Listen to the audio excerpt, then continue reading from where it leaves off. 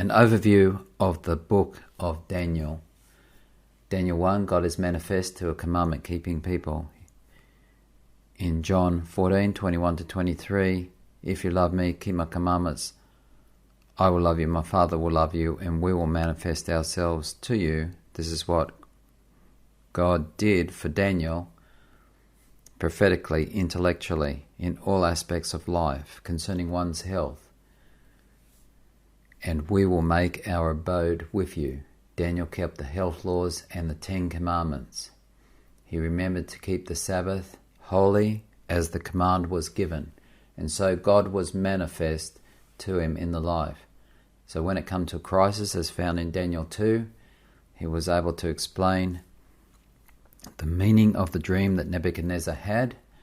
And it was the image of a man, to represent the universal kingdoms that would rule from his kingdom down to the end of time.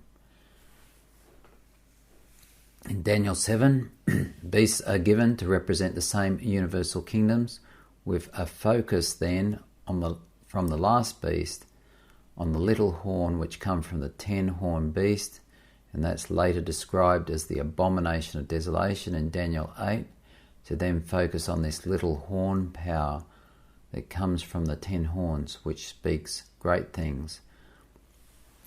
So we have this image of like a dragon, this creature, this abomination of desolation, and it has fingernails of brass and teeth of iron, and it stamps everything underneath its feet, and it has 10 horns on its head, and from 3 of these horns which are plucked up comes this one little horn, and there's the focus of attention.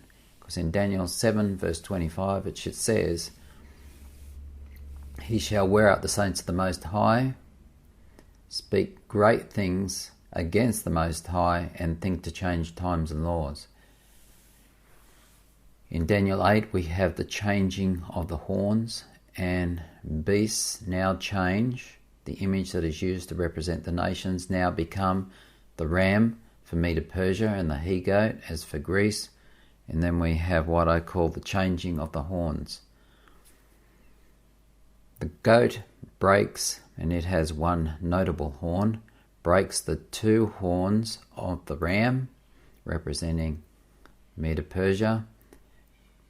And then from the goat we have this one horn being broken, becoming 4, the division of Greece into 4, and then from the 4 comes this one little horn.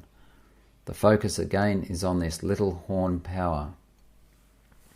Now, because the book of Daniel was sealed to the end of time, at the end of time many shall run to and fro, and knowledge shall be increased. So that's in our day. So the prophecies have been unsealed for those who want to investigate them, to know the meaning of these things.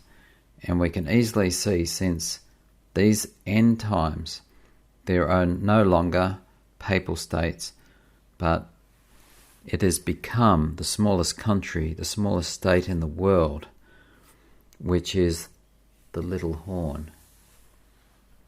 So we can easily see in our day what this power represents. Now we find that it would cast truth to the ground, trample underneath God's people in his sanctuary until the end of the 2,300 years or days, day representing a year. Then we come to Daniel 9, this time prophecy, that 2,300 days. This was the time given until there would be judgment or the restoration of truth.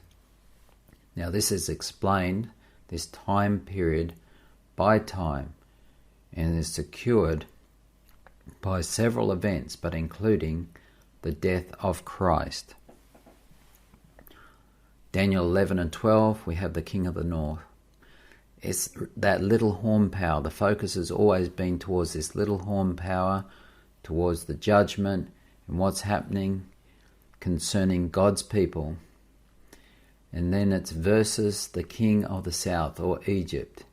And then the intervention by Christ's return. At that time shall Michael stand up. That's the beginning of Daniel chapter 12. So this is all illustrated. What is in this chapter, what is explained by the angel Gabriel to Daniel in chapter 11 and going on into 12, it's illustrated the end point, to which is into our day, is illustrated by the story of Daniel 3. The statue represents Lucifer, Daniel 3, read it. And the three friends are told to worship but refuse, and they are cast into the burning furnace. And what happened? Christ intervenes and rescues them.